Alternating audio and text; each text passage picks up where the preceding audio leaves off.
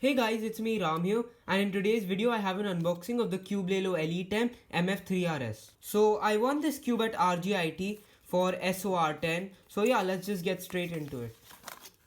So here are some extra magnets which I'll put off to the side, unhook the box.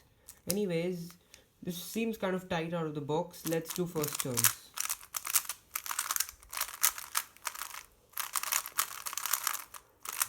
The first thing I notice here are the magnets are extremely weak.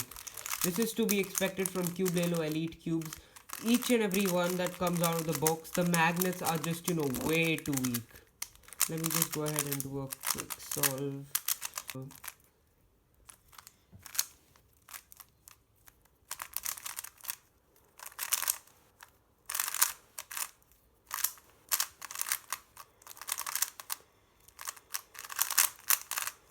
Yeah, that wasn't too bad, but like I'm getting quite a few lockups here because the tensions are just way too tight.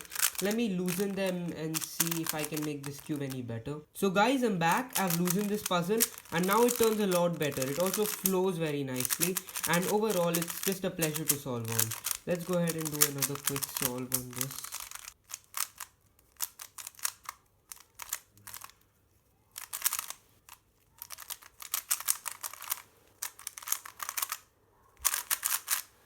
Yeah, overall this puzzle turns a lot better than it did before, and yeah, now I really enjoy this cube. So that's about it for my unboxing of the Cubelelo Elite MF3RS1.